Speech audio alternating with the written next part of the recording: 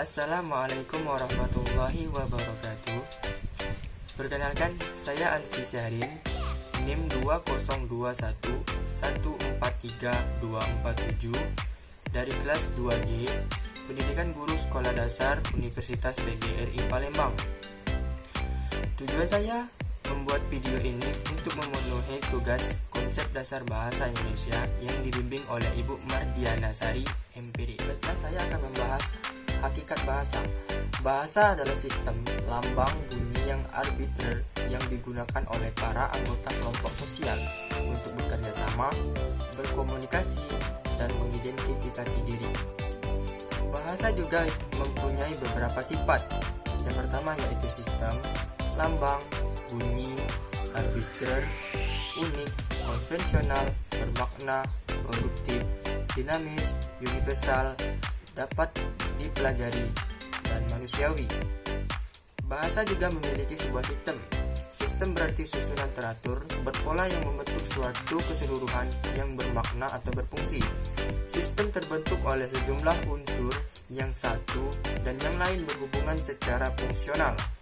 Bahasa terdiri dari unsur-unsur yang secara teratur tersusun menurut pola tertentu dan membentuk satu kesatuan. Contohnya seperti keteraturan bahasa Indonesia, rumah putih, dan contohnya keteraturan bahasa Inggris. Jadi kalau kita mengartikan bahasa Inggris ke bahasa Indonesia satu persatu seperti white adalah putih dan house adalah rumah, maka itu adalah aturan yang salah dalam bahasa. Lambang bahasa Indonesia. Nah, teman-teman pada tahu nggak nih lambang bahasa kita itu apa? Lambang bahasa Indonesia kita itu adalah abjad, yang vokalnya adalah A, I, U, E, O. A, I, U, E, dan O itu ada 5 huruf, tetapi ada 6 vokal. Pasti teman-teman bertanya kenapa beda nih? Ya, karena huruf E itu bisa disebut 2 vokal. Yang pertama adalah E, dan yang kedua adalah E. Seperti bahasa Indonesia, contohnya nih, kemana. Nah, bahasa Indonesia tersebut menggunakan E ya. Nah, tetapi di bahasa Medan itu berbeda teman-teman. Coba teman-teman dengar saja kalau orang Medan berbicara kan, seperti kemana tadi kan. Kalau orang Medan itu ke mana, mau ke mana. Nah, jadi beda kan teman-teman. Itu ada 2 vokal ya. Selanjutnya, negara Indonesia itu terdapat beberapa bahasa daerah, hampir 500 bahasa yang ada di berbagai daerah, dan logatnya pun berbeda-beda itu. Nah, teman-teman pada tahu nggak nih apa keunikan bahasa Indonesia kita?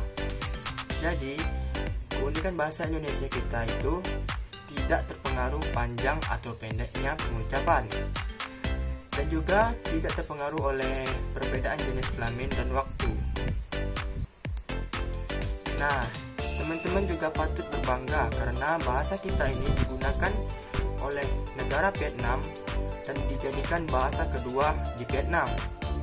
Bahasa Indonesia juga dipelajari oleh lebih dari 45 negara di dunia. Wah, hebat juga bahasa kita nih ya teman-teman. Ya, gue mau cari kosan. Di mana ya? Bentar ya. Halo, adong nyari kosan lah. Yo galak. Gue nggak galak kak. Yo, ini calon budak gitu. Gue mau dijadiin budak, kabur ah. Nah, itu tadi adalah contoh bahasa Palembang dan bahasa Indonesia. Kesimpulannya adalah bahasa adalah elemen penting dalam berkomunikasi. Setiap orang bisa mempunyai persepsi sendiri mengenai arti bahasa tersebut. Salah pengertian dalam berbahasa dapat menimbulkan pergesekan yang mampu menyebabkan perselisihan. Baiklah, itu saja yang saya dapat sampaikan. Lebih dan kurang saya mohon maaf. Kepada Allah saya mohon ampun. Wabillahi taufiq wal hidayah. Wassalamualaikum warahmatullahi wabarakatuh.